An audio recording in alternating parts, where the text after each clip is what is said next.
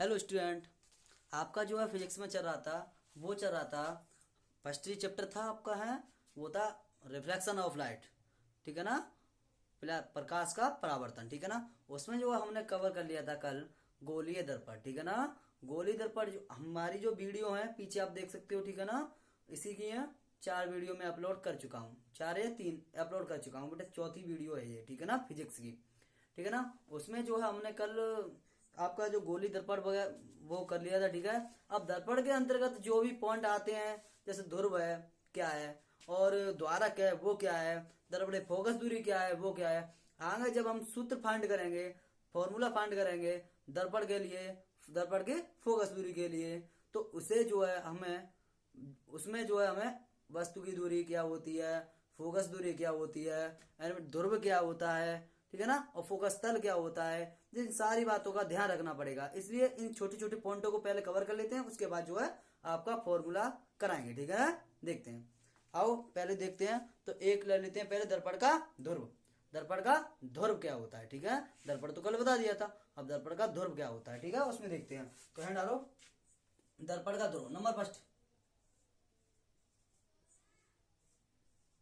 का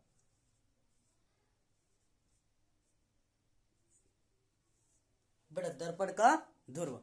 दर्पण का ध्रुव क्या होता है बेटा, कोई भी दर्पण है, कोई दर्पण है बेटा, उसका जो मध्य बिंदु होता है वही ध्रुव कहलाता है? हमने आपको बताया था ये कोई दर्पण है। ठीक है ना। इसका सेंटर में यहाँ पर मध्य बिंदु में जो भी पॉइंट होगा वो ध्रुव कहलाएगा। ठीक है ना। तो बस उसी को परिभाषित कर दे रहे हैं। परिभाषा के तौर पे आप लिखना चाहो तो लिख लो। ठीक है ना। वह देखो लिखो बेटा, गोली दर्पण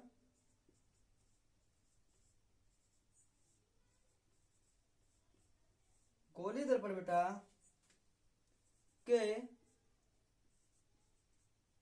परावर्तन तल के मध्य बिंदु को मध्य बिंदु को बेटा दर्पण का ध्रुव कहते हैं।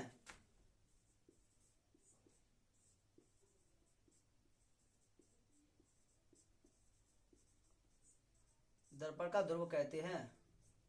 क्या कहते हैं बेटा, दर्पण का ध्रुव कहते हैं। ठीक है ना।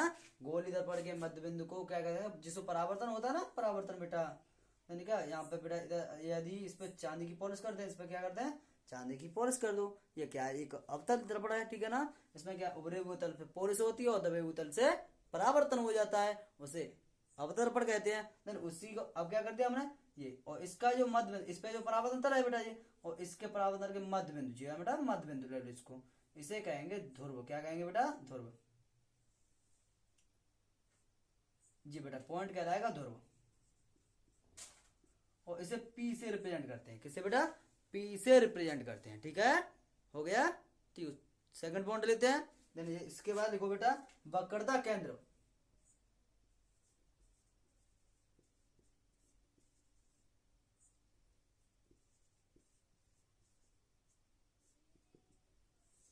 वक्रता केंद्र क्या होता है बेटा, देखो वक्रता केंद्र क्या है बेटा, आपने जो गोली दर्पण देखा था, हमने किसी कांच के खोखले गोला था, उसको काट दिया, दो दर्पण बन गए हैं। अब उसमें क्या है, एक गोला था, गोली दर्पण है, उसका जो सेंटर में जो पॉइंट होगा वह केंद्र से जो भी कोई भी खोखला गोला है वो कटा हुआ भाग होता है? तो उसमें क्या है, एक गोला है, दर्पण है, उसके मध्य में जो सेंटर है, उसमें गोली दर्पण है, उसका सेंटर से परिधि तक की दूरी वक्रता त्रिज्या कहलाती है। ठीक है, समझ आएगा नहीं, तो उसे ही देखते हैं। और वक्रता केंद्र, ठीक है, और जो वक्रता केंद्र क्या होगा, उसका जो भी सेंटर पे पॉइंट होगा, तो परिधि से सेंटर पे जो भी पॉइंट है वहां वह पॉइंट क्या कहलाएगा, वक्रता केंद्र कहलाएगा। ठीक है, बस परिभाषित कर देते रहे। लिखो इसमें क्या लिखा रहे हैं बेटा, कि उस गोले के केंद्र को, गोले के केंद्र को, उस गोले के केंद्र को बेटा जिसका दर्पण एक,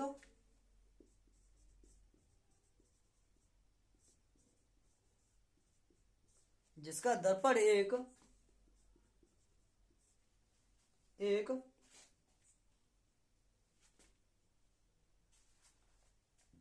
जिसका दर्पण एक खोखले गोले का भाग होता है, ठीक है ना।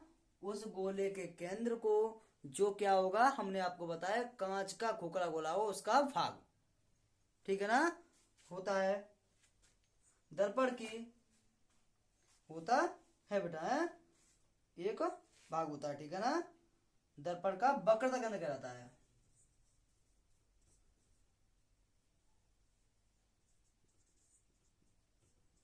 का वक्रता केंद्र कहलाता,